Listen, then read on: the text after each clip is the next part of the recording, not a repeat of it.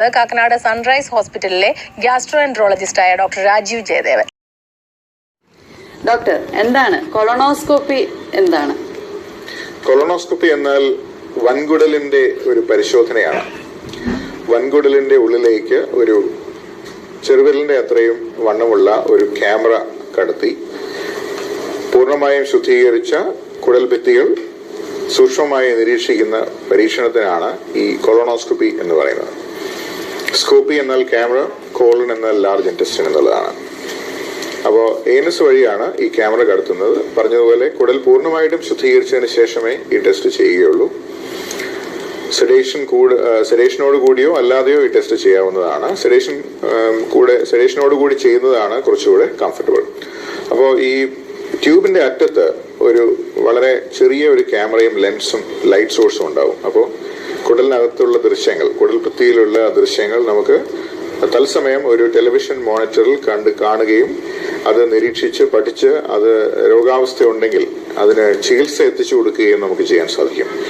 ഉള്ളിലുള്ള രോഗങ്ങൾക്ക് ബയോപ്സി പരിശോധന ചെയ്യുക, അതുപോലെ ചെറിയ ചെറിയ ട്യൂമറുകൾ ഉണ്ടെങ്കിൽ അത് കൊളോണോസ്കോപ്പി മുഖേന നമുക്ക് നീക്കം ചെയ്യാനും സാധിക്കാവുന്നതാണ്. അതുകൊണ്ട് രോഗനിർണയത്തിനും ഒരു പരിധിവരെ രോഗങ്ങളുടെ ചികിത്സയ്ക്കും ഉതകുന്ന ഒരു പരിശോധനയാണ് ഈ കൊളോണോസ്കോപ്പി.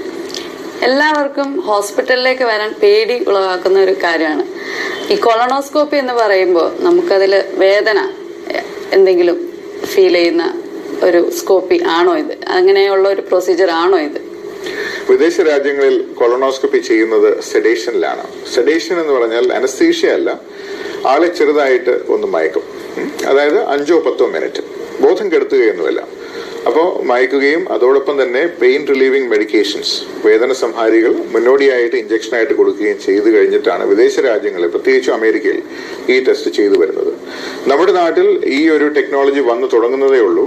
അതുപോലെ തന്നെ സെഡേഷൻ കൂടാതെ ചെയ്യപ്പെടുന്ന കൊളോണോസ്കോപ്പി പലപ്പോഴും, എല്ലായ്പ്പോഴും അല്ല, പലപ്പോഴും അസ്വസ്ഥതയും ചിലപ്പോൾ വേദനയും ഉണ്ടാക്കാറുണ്ട്. അതുകൊണ്ടാണ് പലർക്കും ഇതേപ്പറ്റി ഒരു ഭയവും ആശങ്കയും ഉള്ളത്. അതുകൊണ്ടാണ് സെഡേഷൻ കൊടുത്ത് ചെയ്യുന്നതാണ് നല്ലതെന്ന് പലരും ഇപ്പോൾ പറഞ്ഞു തുടങ്ങിയിട്ടുള്ളത്. സെഡേഷൻ ചെയ്യാതെ ചെയ്യുന്നത് കൊണ്ട് എന്തെങ്കിലും ബുദ്ധിമുട്ടുണ്ടോ? അല്ലെങ്കിൽ എന്തുകൊണ്ടാണ് നമ്മൾ സെഡേഷനും കൂടി വെക്കുന്നത്? അവർക്ക് കൂടുതൽ സൗകര്യമാണ് എന്നുള്ളതുകൊണ്ടാണ്. സെഡേഷൻ കൊടുത്ത് ചെയ്യുമ്പോൾ പേഷ്യന്റിന്, അതായത് ഈ ടെസ്റ്റ് ചെയ്യുന്ന വ്യക്തിക്ക് വളരെ ആശ്വാസകരമായിട്ടുള്ള ഒരു കംഫർട്ടബിൾ ആയിട്ടുള്ള ഒരു എക്സ്പീരിയൻസ് ആയിരിക്കും. പേഷ്യന്റ് കംഫർട്ടബിൾ ആകുമ്പോൾ ഡോക്ടറും സ്റ്റാഫും കംഫർട്ടബിൾ ആയിരിക്കും. പേഷ്യന്റ് വേദനയുണ്ടെങ്കിൽ ചുറ്റുമുള്ളവരും അസ്വസ്ഥരായിരിക്കാൻ സാധ്യതയുണ്ട്. അതുകൊണ്ട് തന്നെ ഈ പരിശോധന കൃത്യമായിട്ട് ചെയ്യാൻ നമുക്ക് ചിലപ്പോൾ സാധിച്ചു എന്ന് വരില്ല. ചിലപ്പോൾ ഈ പരിശോധന പെട്ടെന്ന് നിർത്തിപ്പോകാൻ സാധ്യതയുണ്ട്. എന്നാൽ ഞാൻ പറഞ്ഞതുപോലെ നമ്മുടെ നാട്ടിൽ, നമ്മുടെ രാജ്യത്ത്, ഭാരതത്തിൽ ചെയ്യുന്ന ഒരു 90%-ലധികം കൊളോണോസ്കോപ്പികളും സെഡേഷൻ കൂടാതെ തന്നെയാണ് നല്ല രീതിയിൽ തന്നെ, സാമാന്യം നല്ല രീതിയിൽ തന്നെ ചെയ്തു വരുന്നുണ്ട്. അപ്പൊ ഇത് തമ്മിലുള്ള വ്യത്യാസം പറഞ്ഞു എന്ന് മാത്രം. സെഡേഷൻ ചെയ്യുന്നതിന് കുറച്ചുകൂടെ സ്റ്റാഫ് മോണിറ്ററിങ്, മെഡിക്കേഷൻസ്, ഇങ്ങനെയുള്ള എക്സ്ട്രാ കാര്യങ്ങൾ അതിനു വേണ്ടി വരാറുണ്ട്. കൊളോണോസ്കോപ്പി എന്ന് പറയുന്ന ആ ടെസ്റ്റ് നമ്മൾ ഒരിക്കലും പേടിക്കേണ്ടതില്ല. ധൈര്യമായി വന്ന് നമുക്കത് ചെയ്യാം. നമ്മുടെ രോഗസാധ്യതകൾ അറിയാൻ നമുക്ക് സാധിക്കും എന്നുള്ളതാണ് ഡോക്ടർ പറഞ്ഞു വരുന്നത്. തീർച്ചയായും ഒരിക്കലും പേടിക്കണമെന്നുള്ളതല്ല. കാരണം കൊളോണോസ്കോപ്പി ചെയ്യുന്ന രീതി, അത് ചെയ്യുന്ന വ്യക്തിയുടെ വൈദഗ്ധ്യം, സപ്പോർട്ട് സ്റ്റാഫ്, കൊടുക്കുന്ന മെഡിക്കേഷൻസിന്റെ പര്യാപ്തത, ഇതെല്ലാം ഇങ്ങനെ പല ഘടകങ്ങൾ ചേർന്നാണ് ഈ കൊളോണോസ്കോപ്പി എക്സ്പീരിയൻസ് ഉണ്ടായി വരുന്നത്. അതുകൊണ്ട് നല്ല രീതിയിൽ ചെയ്യുന്ന ഒരു സ്ഥാപനത്തിൽ കൊളോണോസ്കോപ്പി ചെയ്യുന്നത് കൊണ്ട് പ്രശ്നമൊന്നും ഉണ്ടാവില്ല എന്ന് നമുക്ക് ഉറപ്പിച്ചു പറയാം. എന്താണ് സർ കൊളോണോസ്കോപ്പിയും സ്ക്രീനിങ് കൊളോണോസ്കോപ്പിയും തമ്മിലുള്ള വ്യത്യാസം? ഈ സ്ക്രീനിങ് എന്നുള്ള വാക്ക് മെഡിസിൻ, അതായത് ഹെൽത്ത് കെയറിൽ എന്താണ് എന്ന് ഞാൻ ആദ്യം വിശദീകരിക്കാം. നമ്മൾ സാധാരണ ഒരു ഡോക്ടറെ അടുത്ത് എന്തിനാണ് പോകുന്നത്? ഒരു തലവേദന വന്നു, അല്ലെങ്കിൽ വയറുവേദന വരുന്നു, മാറുന്നില്ല, എന്തുകൊണ്ടാണ് നമുക്ക് അറിയണം. അതിനു വേണ്ടിയിട്ടാണല്ലോ നമ്മൾ ഡോക്ടറെ അടുത്ത് പോകുന്നതും അതിനൊരു ആശ്വാസം ഉണ്ടാകാനുള്ള ചികിത്സ അന്വേഷിച്ചിട്ടാണ് ഡോക്ടറെ അടുത്ത് പോകുന്നത്. സ്ക്രീനിങ് എന്ന് പറഞ്ഞാൽ രോഗം വരാതിരിക്കാൻ വേണ്ടിയിട്ടുള്ള പരിശോധനകളാണ്. അതായത് പൂർണ്ണ ആരോഗ്യമുള്ള ഒരു വ്യക്തിക്ക് കാലാകാലങ്ങളായി ചില നിർദ്ദിഷ്ട പരിശോധനകൾ ചെയ്യേണ്ടതായിട്ടുണ്ട്. അതായത് ഭാവിയിൽ രോഗങ്ങൾ വരാതിരിക്കാൻ വേണ്ടിയിട്ടാണ് സ്ക്രീനിങ് ചെയ്യുന്നത്. നിരവധി സ്ക്രീനിങ് ടെസ്റ്റുകൾ ഇന്ന് നിലവിലുണ്ട്. ഉദാഹരണത്തിന് ബ്രസ്റ്റ് ക്യാൻസർ വളരെ നേരത്തെ കണ്ടുപിടിക്കാനായിട്ട് ഒരു എക്സ്റേ പരിശോധന എല്ലാവർക്കും അറിയാവുന്നതാണ്. അതിന്റെ പേരാണ് മാമോഗ്രാം. 45 വയസ്സ് കഴിഞ്ഞ സ്ത്രീകൾക്ക് ഇടയ്ക്കിടയ്ക്ക് ചെയ്യുന്ന ഒരു പരിശോധനയാണ് ഈ മാമോഗ്രാം. അതായത് പ്രത്യേകിച്ച് രോഗലക്ഷണങ്ങളോ മുഴകളോ വേദനയോ ഇല്ലാത്ത വ്യക്തികൾക്ക് വളരെ ചെറിയ രീതിയിലുള്ള ക്യാൻസർ ഉണ്ടോ എന്ന് കണ്ടെത്താൻ വേണ്ടിയിട്ടാണ് ഈ ടെസ്റ്റ് ഉപയോഗിക്കുന്നത്. എന്തുകൊണ്ടാണ്? കാരണം ഇത് നേരത്തെ കണ്ടുപിടിച്ചു കഴിഞ്ഞാൽ ചികിത്സ വളരെ എളുപ്പമാണ്. അതുപോലെ തന്നെയാണ് സ്ക്രീനിങ് കൊളോണോസ്കോപ്പി. സ്ക്രീനിങ് കൊളോണോസ്കോപ്പി എന്നാൽ ഈ കുടൽ ക്യാൻസർ വരുന്നതിന് 10-15 വർഷം മുൻപ് നമുക്ക് ഇത് കണ്ടെത്താൻ സാധിക്കും. രോഗലക്ഷണങ്ങൾ പ്രത്യക്ഷപ്പെടുന്നതിന് മുൻപ് ഇത് കണ്ടെത്താൻ സാധിച്ചു കഴിഞ്ഞാൽ നമുക്ക് കൊളോണോസ്കോപ്പി വഴി തന്നെ ഇതിന്റെ ചികിത്സ പൂർണ്ണമായിട്ടും ചെയ്യാൻ സാധിക്കും. അതെങ്ങനെയാണെന്ന് ഞാൻ വിശദീകരിക്കാം. പക്ഷേ ഇത് കണ്ടുപിടിക്കാതെ ഇരുന്നു കഴിഞ്ഞാൽ, രോഗലക്ഷണം വരുന്നത് വരെ നമുക്ക് കാത്തിരിക്കാം എന്ന് തീരുമാനിച്ചു കഴിഞ്ഞാൽ പലപ്പോഴും കണ്ടുപിടിക്കുന്നത് വളരെ അഡ്വാൻസ്ഡ് ആയിട്ടുള്ള സ്റ്റേജിലായിരിക്കും. അഡ്വാൻസ് സ്റ്റേജ് എന്താണ്? ക്യാൻസർ കുടലിൽ മാത്രമല്ല, കുടലിന്റെ ഭിത്തി തുളച്ച് ചുറ്റുമുള്ള അവയവങ്ങളിലേക്ക് വ്യാപിക്കുകയും ചുറ്റുമുള്ള അവയവങ്ങളിൽ നിന്നും അത് വിദൂര അവയവങ്ങളിലേക്ക്, ലിവറിനകത്തേക്ക് അല്ലെങ്കിൽ മറ്റ് ലങ്സിനകത്തേക്ക് ഒക്കെ വ്യാപിച്ച സ്റ്റേജിലാണ് രോഗിയെ നമ്മൾ കണ്ടെത്തുന്നതെങ്കിൽ ചികിത്സയും അതുപോലെ തന്നെ ദുർഘടവും അല്പം വിഫലവുമാകാൻ സാധ്യതയുണ്ട്. അതുകൊണ്ടാണ് ഈ സ്ക്രീനിങ് എന്നുള്ള കോൺസെപ്റ്റ് വിദേശ രാജ്യങ്ങളിൽ ആകമാനം സ്ക്രീനിങ് എന്നുള്ള കോൺസെപ്റ്റ് കഴിഞ്ഞ ഒരു 50 വർഷത്തോളമായിട്ട് സ്ക്രീനിങ് പലരും ചെയ്തു വരുന്നുണ്ട്. കൊളോണോസ്കോപ്പിയുടെ കാര്യം പറയുകയാണെങ്കിൽ 90കളിലാണ് സ്ക്രീനിങ് കൊളോണോസ്കോപ്പി ആദ്യമായിട്ട് വിദേശ രാജ്യങ്ങളിൽ വരുന്നത്. അപ്പോ തുടക്കത്തിൽ ഇതേ ചോദ്യങ്ങൾ വന്നിരുന്നു. എന്തുകൊണ്ടാണ് ഈ സ്ക്രീനിങ് ചെയ്യേണ്ടത്? എന്തെങ്കിലും അസുഖം തോന്നിയാൽ ടെസ്റ്റ് ചെയ്താൽ പോരെ എന്നുള്ള ചോദ്യങ്ങളൊക്കെ അന്ന് ഉയർന്നു വന്നിരുന്നു. പിന്നീടാണ് അവർക്ക് മനസ്സിലായത് ഈ അസുഖം വന്നിട്ട് ചികിത്സിക്കുന്നതിനേക്കാളും എപ്പോഴും നല്ലത് അസുഖം വരാതെ നോക്കുകയും അതുപോലെ തന്നെ പ്രാരംഭഘട്ടത്തിൽ അത് കണ്ടെത്തി ചികിത്സിക്കുന്നതാണ് നല്ലതെന്ന് മനസ്സിലാക്കുകയും ചെയ്തു.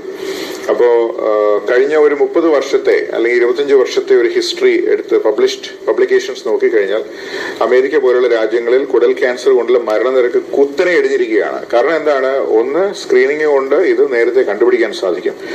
നേരത്തെ കണ്ടുപിടിച്ചു കഴിഞ്ഞാൽ ചികിത്സയും എളുപ്പമാണ്. അപ്പൊ രോഗിയുടെ സർവൈവൽ, അല്ലെ, ദീർഘകാലാടിസ്ഥാനത്തിലുള്ള വ്യക്തിയുടെ ആയുസ് കൂടുതലായിരിക്കും.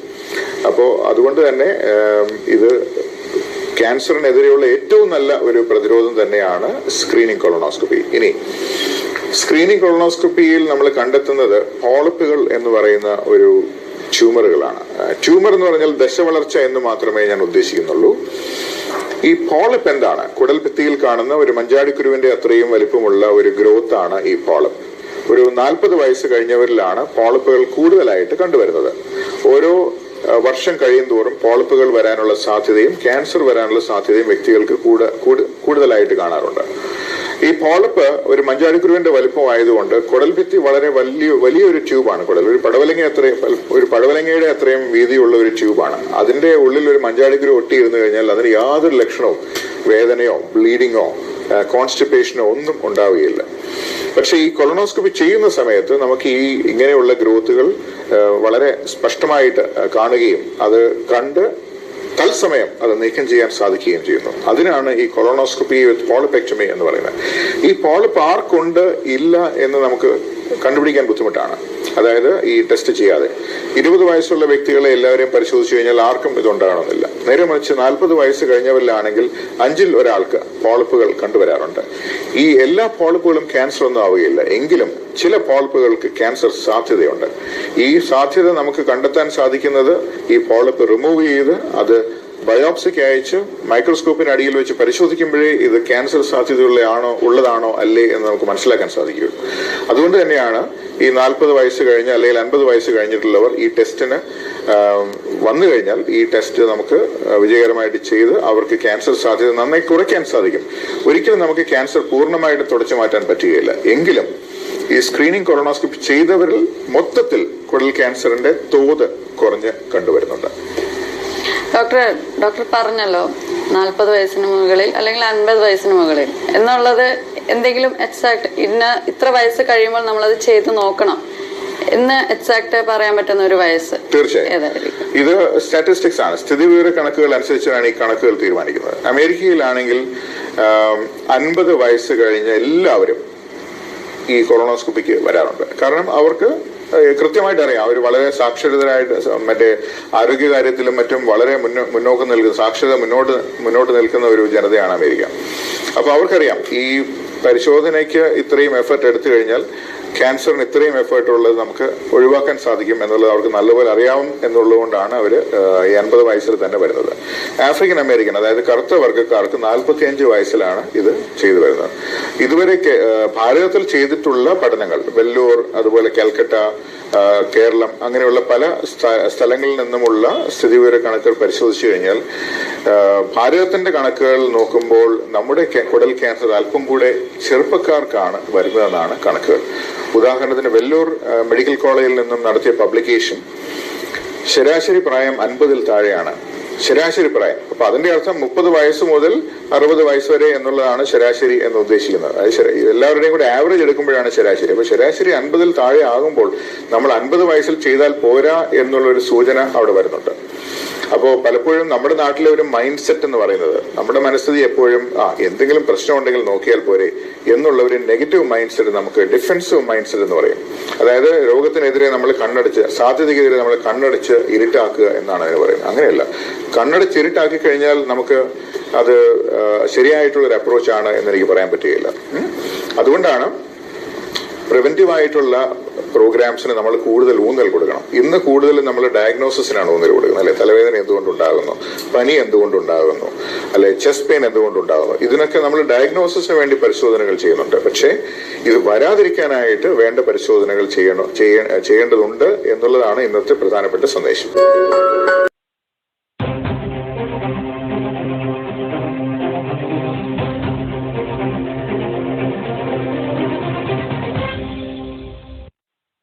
Health Tips Malayalam of Zakaria Kasim.